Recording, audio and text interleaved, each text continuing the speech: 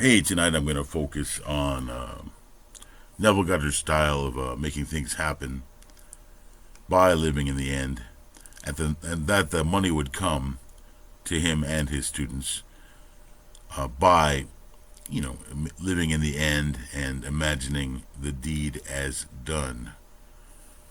So people would imagine having a building, and the building would come. Things would just happen to make it come, after a while. And Neville's brother himself got a property the same way by seeing his name on that property. And Neville got trips and opera tickets and this kind of thing for free, even though at the time it seemed impossible to happen. But he managed to make it work by doing his imaginal acts and living in the end. And we're just going to go through some of his stories or quotes about how he did things, how he managed to make things work.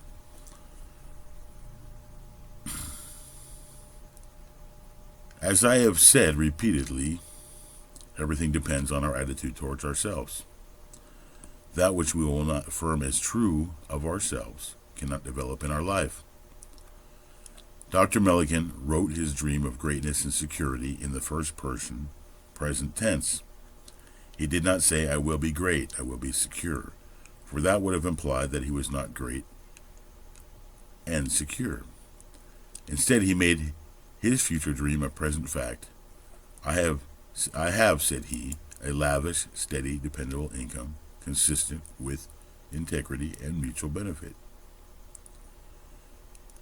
Now let me share a letter from a friend, she said. I am a freelance designer. I never seek work, but as I sit at home and imagine I am working, they call. In the past 6 months, I have received very few orders from a company that kept me very busy in the past. So I called them to discover that they had employed a full-time art director and would no longer require my services. After hanging up the phone, I revised this conversation. I heard them tell me they had lots of work for me, and I felt the thrill in their words. 1 week later, they called, asking me to design a 26-page book of institutional advertising, plus 4 ads for Harper's Bazaar. This was more than they had given me in the past at any one time. Now I am busier, happier, and making more money than ever before, and my technique is simple. Sitting in my chair I quietly listen for the phone to ring, answer it in my imagination, and hear the orders I desire to create. And they come. Ask yourself how you would feel and what you would be doing if your business venture were a great success. Become identified with the character and feeling, and you will be amazed how quickly you will realize your dream. The only sacrifice you are called upon to make is to give up your present concept of self and appropriate the desire you want to express. The great secret of success is to focus the attention on the feeling of the wish fulfilled, without permitting any distraction. The question is often asked, what should be done between the assumption of the wish fulfilled and its realization? Nothing. Do nothing. Just assume the wish fulfilled. It is a delusion that, other than assuming the feeling of the wish fulfilled, you can do anything to aid the realization of your desire. You think that you can do something, you want to do something, but actually you can do nothing. The illusion of the free will to do is but ignorance of the law of assumption, upon which all action is based. Everything happens automatically. All that befalls you, all that is done by you, happens. Your assumptions, conscious or unconscious, direct all thought and action to their fulfillment. To understand the law of assumption, to be convinced of its truth, means getting rid of all the illusions about free will to act. You, by your conscious assumptions, determine the nature of the world in which you live. I'm going to repeat that. You, by your conscious assumptions, you, by seeing yourself in the end, determine the nature of the world in which you live. Ignore the present state and assume the wish fulfilled. Claim it. Claim it, it will respond. It will respond. Claim it as yours, and it will respond. Ignore the present state and assume the wish fulfilled. claim it, it will respond. The law of assumption is the means by which the fulfillment of your desires may be realized. The law of assumption is the means by which the fulfillment of your desires may be realized. Every moment of your life, consciously or unconsciously, you are assuming a feeling. You can no more avoid assuming a feeling than you can avoid eating and drinking. All you can do is control the nature of your assumptions. All you can do is control the nature of your assumptions. Thus, it is clearly seen that the control of your assumption is the key you now hold to an ever-expanding, happier, more noble life. And here's a success story from Neville's The Law and the Promise. At the time this wonderful thing happened to me, I was out of a job and had no family to fall back on for support. I needed just about everything. To find a decent job, I needed a car to look for it.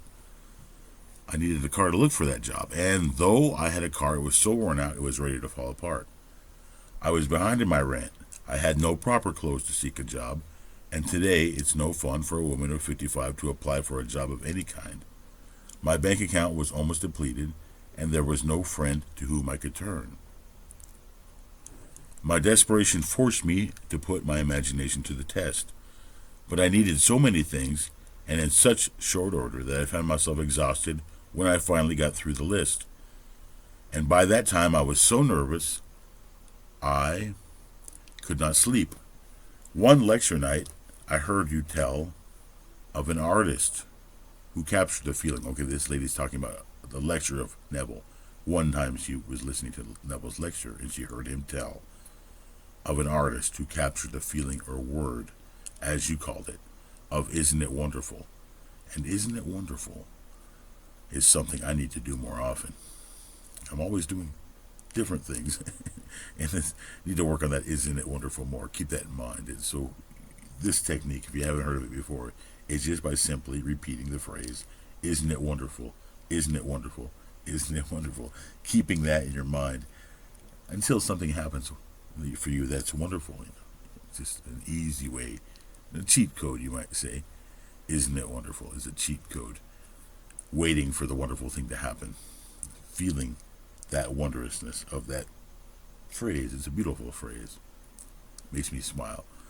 Okay, so one lecture night I heard you tell of an artist who captured a feeling or word, as you called it, of "Isn't it wonderful?" in his personal experience. I began to apply this idea to my case. Instead of thinking of and imagining every article I needed, I tried to capture the feeling that something wonderful was happening to me. Not tomorrow, not next week, but right now. I would say over and over to myself as I fell asleep, "Isn't it wonderful?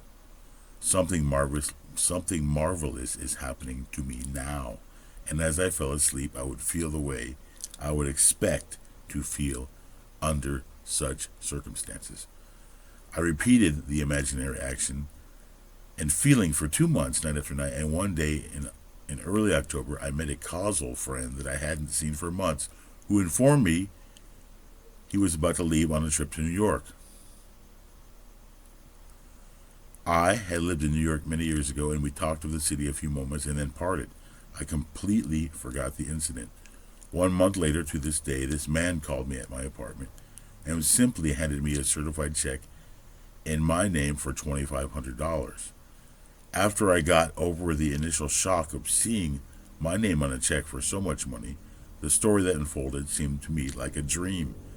It concerned a friend I had not seen or heard from in more than 25 years. She had not seen or heard from her friend in more than 25 years.